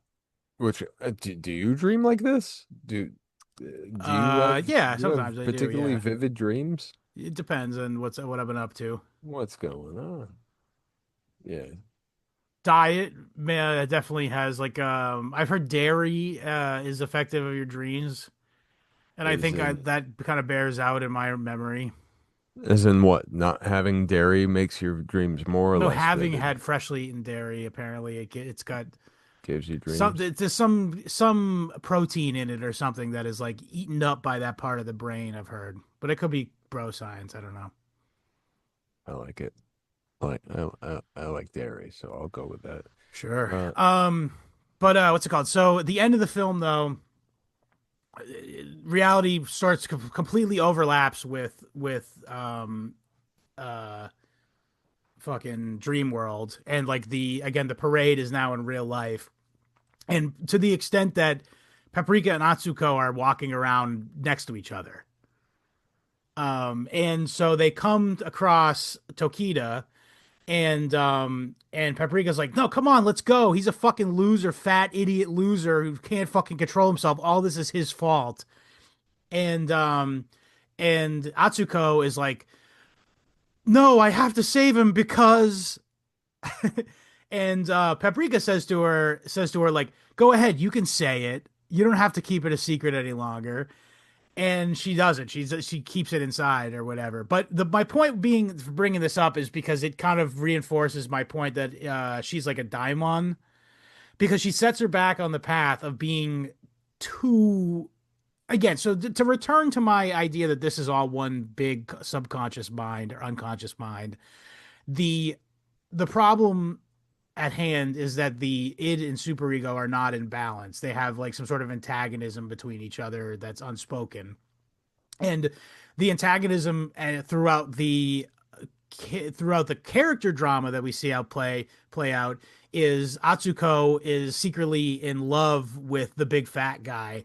But I took it to be, this is why I sort of extrapolate this into that like they're not like necessarily real like characters per se, and they're sort of just supposed to be emblematic of like different aspects of a person's unconscious mind, because it's clearly not like a sexual like love or lust. In fact, she says like, not like the outside doesn't isn't so important, but you're way too fat. I need to like rein you in kind of. And there's sort of this unspoken thing where it's like both of them are going to fulfill a need that the other, and again, this is by the way a fucking feminist and or lib right now would probably be like, oh, so you mean codependency? By the way. yes. But what the film is doing is I would say that it's, you can't just have an id guy. You can't just have a super ego lady. You have to have these characters balance each Mm. other out. And id guy has to have somebody being like, don't fucking eat that. Stop eating that. That's too much. And also, id lady, or sorry, super ego lady needs to have someone who's open to new experiences, willing to have fun, et Well, cetera, et cetera. is it backwards? What? It's open Yeah, that's what to I new. said. The super ego lady needs to have the id guy around All to right. open her Okay. up to new character Oh, okay. experiences and stuff like that. Which is Absolutely. exactly how the human mind works. Like if you had one only, you would be a fucking you'd be have a personality disorder. Speak for yourself. Um, So but true. anyway, Yeah. the way this One plays one out is one that one she does ends up not a sequence make. yes, yes. But so she she gets eaten by him though. Um, It's a and metaphor. I don't know what exactly the metaphor is, but maybe his id. I know what it is. His id consumed her. The id Yeah. was an insatiable robot. It was embodied by an insatiable robot, and it actually consumed her entirely. And afterwards, Paprika helped her break her out of her shell, because remember he says it could use a little spice after she eats him, Yes. after he Yes. eats her rather. And Paprika merges with her to fight the bad guy, essentially. So the fucking chairman has now become like a really blatant anime, like what do they call them? Uh Kaiju, Yeah, essentially. yeah. Uh, He's like a gigantic shadow man kaiju, and he's blocked out the sun. And Paprika says, lightness dark, um, uh, dream awake, man, woman. And then so she goes, merges with Atsuko, and they form a unified figure. So the aspects that Atsuko lacked, which were embodied by Paprika, they join forces, and she grows from a fetus all the way up into a fully grown woman, and she exudes just light, and the light completely consumes the sky has been darkened at this point.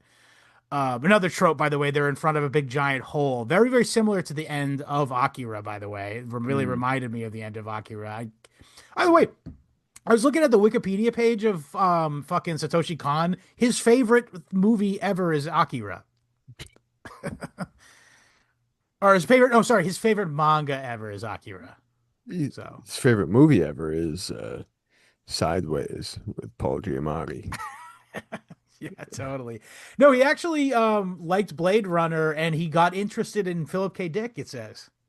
You don't say. Yeah, you do say. I do say. I mean, I wonder if was he into PKD before or after Perfect Blue? I'd have to I don't revisit it know. Oh, I with don't that know, in but it's mind. I no no no. I think it said in college he was into PKD. Oh, yeah, Yeah. okay, that, yeah. So Huh. just Well, saying. a case of Western, media Yeah, just like work. Mishima. Yeah. Misha was massively influenced by Nietzsche and all that kind of Hmm. stuff. Specifically German philosophy, continental philosophy. Should have stuck to folding paper. He'd have lived longer. I think I like the way he turned out. To be honest, it's a authentic. I, It's a an authentic to way he lived. well, if I don't disagree. Um. Anyway, so yeah, so again, now the day is saved, and they go back to normality. No, the real irony is that it isn't normality. It's now the world has been opened up to this new technology, and now there's even more ways where your unconscious mind can be. This is just one bad guy who's trying to use this technology to do with bad stuff. You know what I mean? That's the unspoken horror of it. Really, is that it's now that the now Pandora's box is forever open, and yeah. So, but it ends on a hopeful note. It says that Tokita and Atsuko are together at the end of the book, at the end of the movie, and instead of getting down about it, Konakawa just gets a note from Paprika, and she says, "Hey, you should check out this movie. It's very good." And he goes, "I am gonna go do that, and I'm not gonna be a brat about it." I love the Kurosawa shtick in the middle there. That was cool. That was fun. Which one? Talking about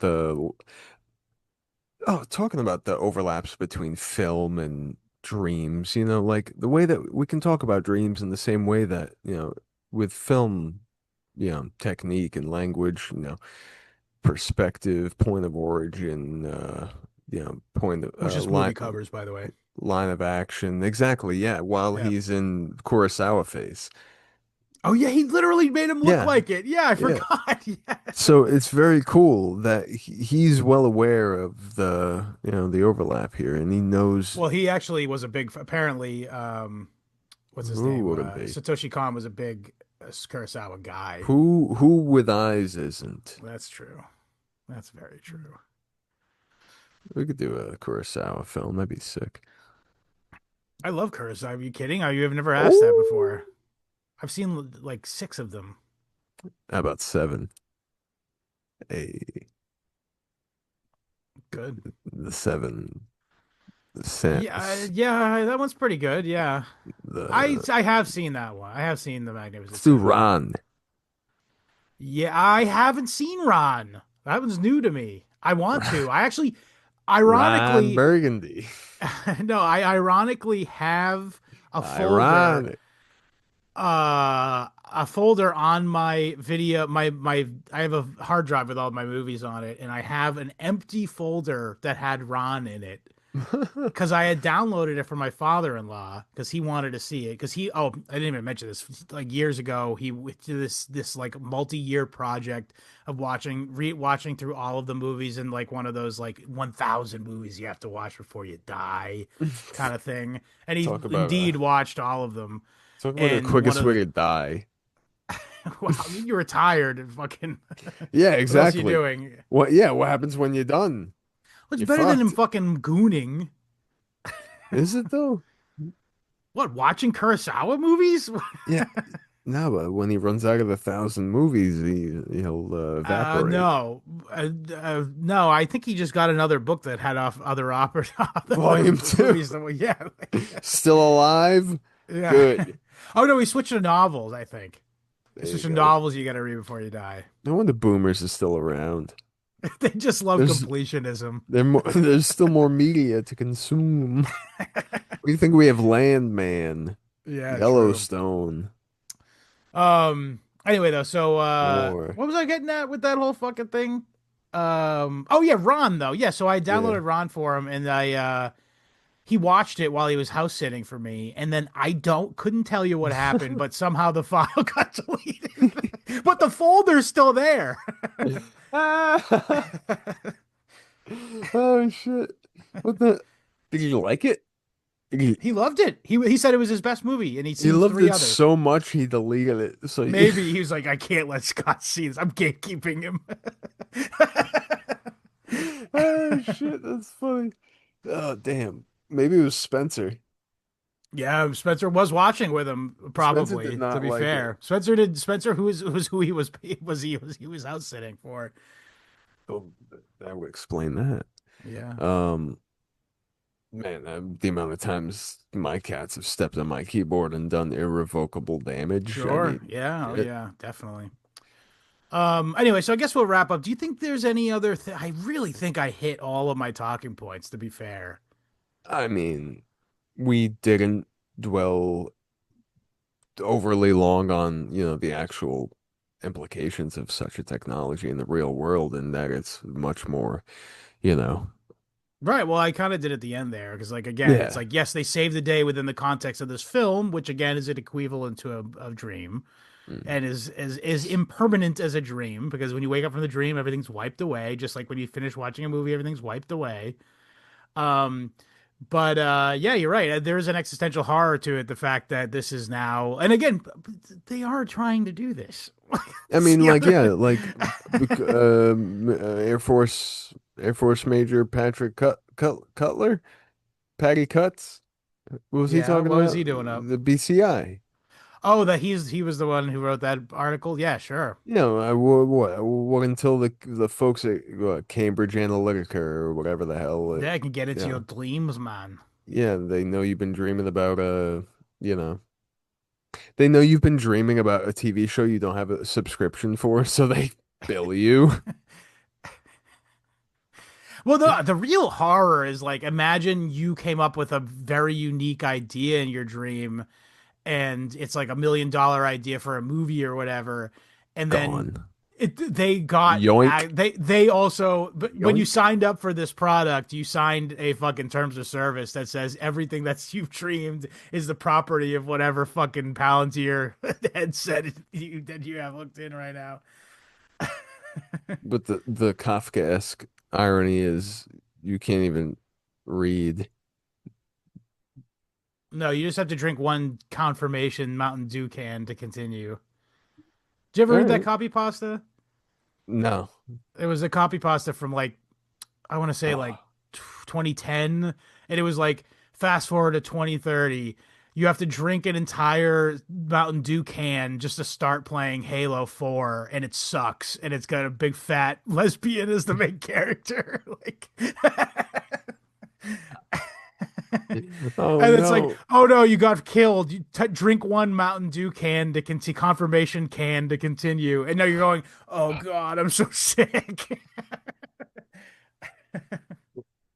That's one way to get kids to stop playing. That's not true though. Just keep playing I them. think They'll that was keep based off. drinking. Did you ever see that? Speaking, this is actually related. I don't feel like this is off topic at all, but there was a actually a patent filed for I don't know who was the holder of it or whatever, but it was a product, a potential product, which was an advertisement that a user had to say the name of the brand to get it to stop playing.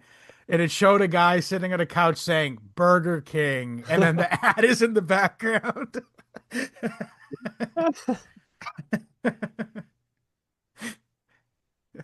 That's fucking dystopian, man. I hope we don't get there. We're there. You know why we're there?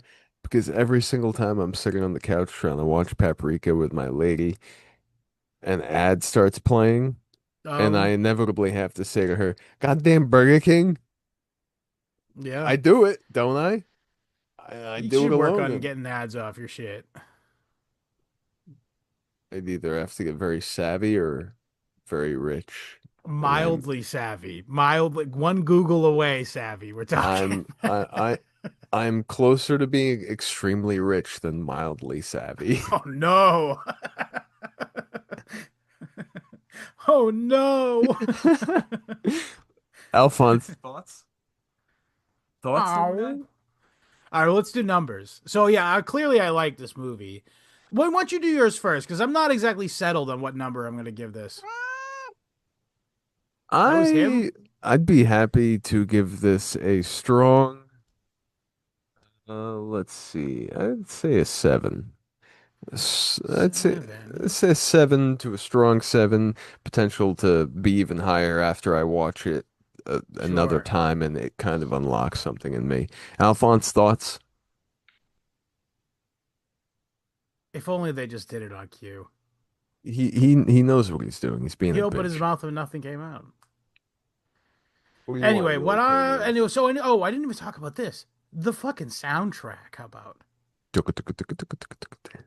Yeah, this It's fun not at all stuff. what it sounded like. No, it's not, but it's cool stuff in there. A lot of Yeah, fun well, it was little all made city in pop an and shit. Amiga computer, and MIDI controllers from an Amiga old ass computer to give it a more analog sound. How about that? Mm. Uh, who made the soundtrack? Was it one guy? It One was one guy who is a freaking collaborator with Satoshi Kon. So yeah, if I have to give again, oh yeah, so I watched both versions. I watched the English, dubbed? the dubbed and the subbed version. And in both, I would say that I prefer probably generally prefer the subtitled version because you get a more accurate uh translation. Just simply stated. Agreed. And you're also forced to watch it instead of being allowed the leeway to glance at your phone or Oh do yeah, I don't anything do if else. when I'm especially when I'm doing a show movie, Mm. I'm glued. But I can't even Google true, stuff while I'm, you know, true. I just Okay, fair have enough. to accept I'll that I'm. pause to do that type of stuff. But Mm. anyway, um, I would say that I do prefer the Japanese version. I will say that the voice acting in the English version is not great. It's just sort of studio musician style anime voice actors. Yeah, And if you look at the catalogs of these people, they're all in like a gazillion different fucking anime TV shows on the ensemble cast. yeah, they dubbed the audio for three other hit films that same day. I don't think that, but that said, I hope they did. so I can't really comment positively on the acting, that's for sure. But again, the writing is like again, it's just very rare that a movie will get your mind working like this. Even like simply stated on the plot level, it's got like a very labyrinthine plot labyrinth, which is an analogy for the brain human mind. It's got a labyrinthine plot that even someone who's not interested or aware of any of the sort of symbolic or thematic stuff going on, it's a feast for the eyes and also for like it just like it's got a very tense story and all that stuff, so it's very exciting. And yeah, I gotta say, I'm gonna have to give the film an 8.5. Robust. Yes, You 8.5 is like a standard issue good score. you do recommend. 5 is a recommend. Emphasis on do. Yes. Yeah, so if anyone in the audience is partial to this kind of media or even willing to try something out that has this kind of wacky bend to it that does play with especially elastic ideas of I have been reality. recommending this film to people who don't like anime. Mm, Or no, not don't like anime, but are unexperienced with anime. sure. Yeah, those that don't like it will not, they're not going to find anything in here that's, I don't know if you pitch it to him as a movie that Inception ripped off. I feel like a film bro yeah. who doesn't necessarily like anime might get into it. Yeah, he'd be stuck. He'd have no choice. He'd be like, oh, yeah, it was great. Uh, Ish. I don't know. Let me go check Letterbox and see what I'm it supposed was to think almost about as good this. as Inception. Let me go on Rotten Tomatoes and see what I think about this movie.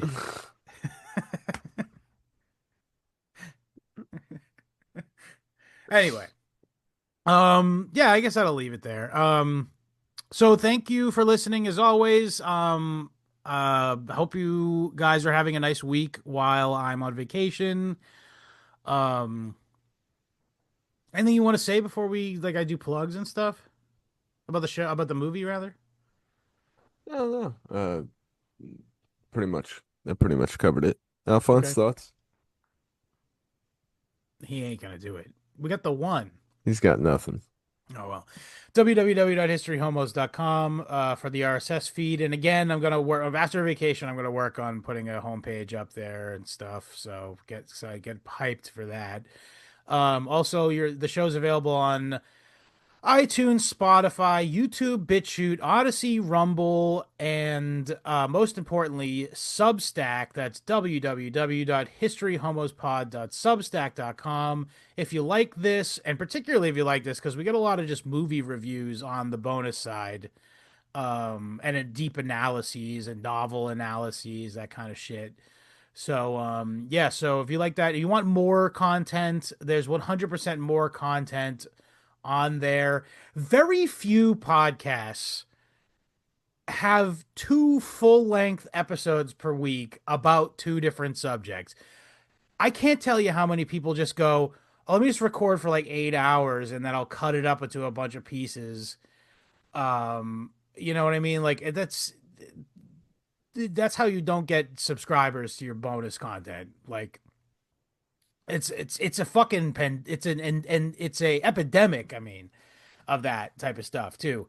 I feel like people tried. People used to try back in the day. We never stopped trying at History Homos. And I fucking drive myself absolutely ape shit doing this show and making sure that it's actually a good product twice a week. And I know the people who love it love it. I can say that with certainty because we are possibly the most stable bonus audience in the history of fucking podcasting. And and it's not zero people. It's quite a significant amount of people. And I'm a proud and appreciative to say to those people. So thank you again. I don't say it enough, but thank you so much for the people who do subscribe. And I hope that's a testament to the people who are on the fence about it. Please help us out. It makes everything easier for us to do more and also do a better job when we are doing more. So thank you again for that. So I'll say that again, historyhomospod.substack.com. At the time of recording, still the friendliest place in the internet. The Telegram group, t.me/historyhomos is the channel. T.me/historyhomos chat is the chat. If you have any questions, comments, or concerns, or you want to buy a t-shirt, a very few left. Actually, a decent amount left, but no large. So send me your size and address at historyhomos@gmail.com. And again, email is actually the best way to get a hold of me, other than coming to the Telegram chat. That's actually the best place to get a hold of me, is to talk to me in there. Um, so yeah, die with dignity. Patrick, what do you want to say before we push off into dreamland? Science is nothing but a piece of trash before a profound dream. Later.